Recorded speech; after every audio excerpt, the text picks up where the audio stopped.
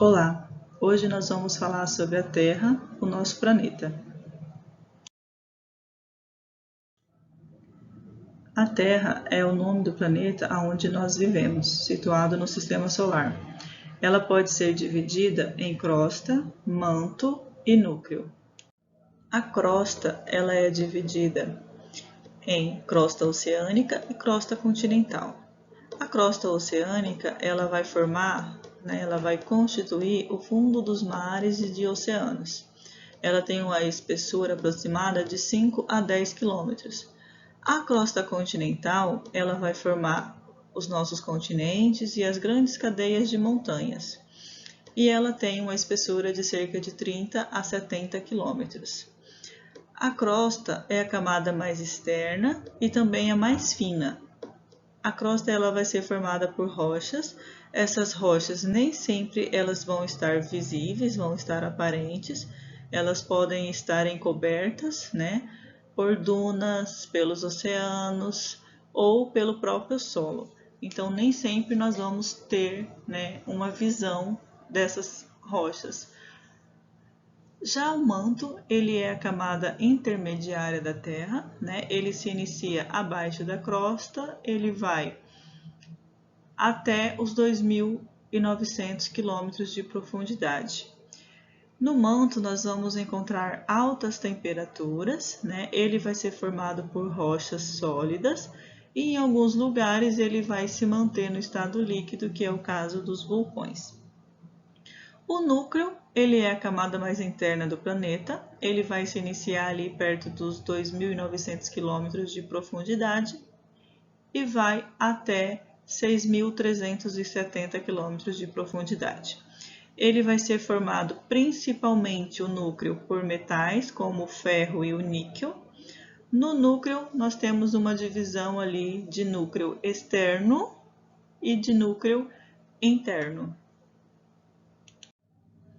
A imagem mostra a estrutura da Terra, onde nós podemos ver que a menor porção ali, mais clarinho, na primeira imagem, é a crosta, sendo a parte mais fina, a menor.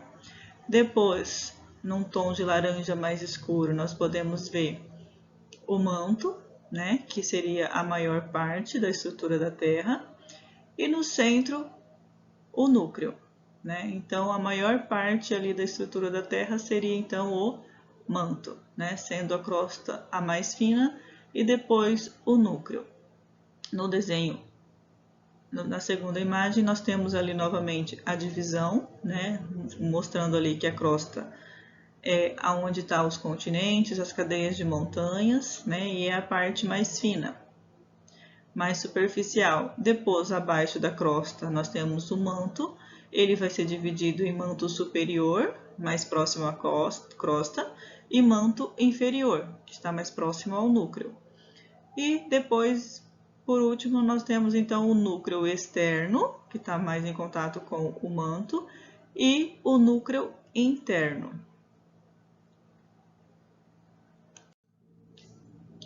A Terra ela é dinâmica, ou seja, ela está o tempo todo passando por modificações, por alterações.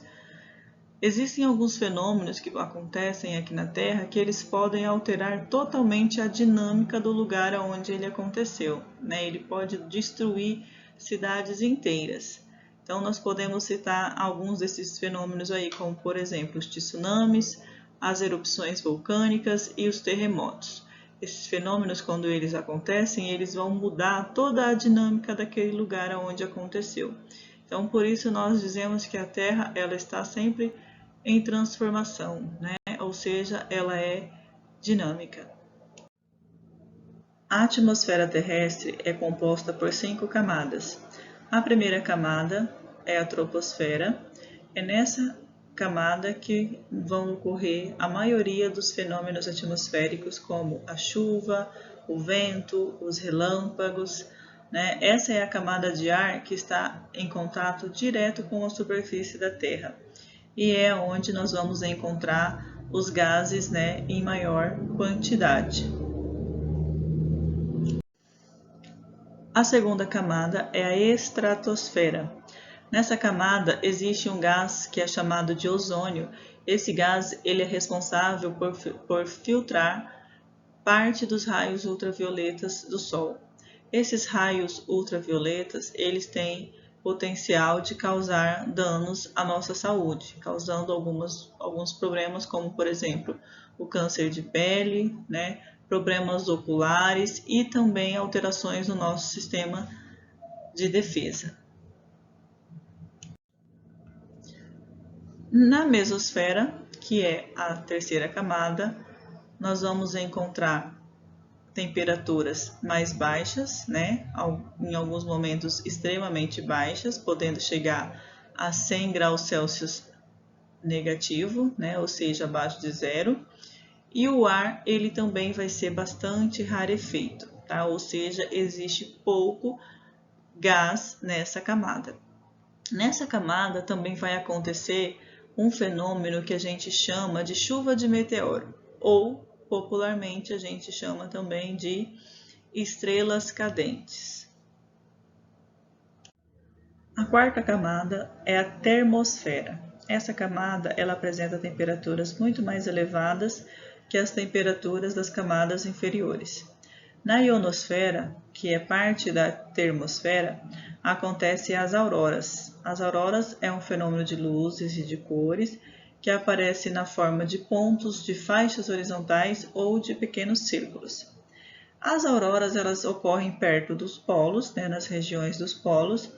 As auroras que ocorrem no hemisfério norte são chamadas de auroras boreais, e as auroras que acontecem no hemisfério sul são chamadas de auroras austrais.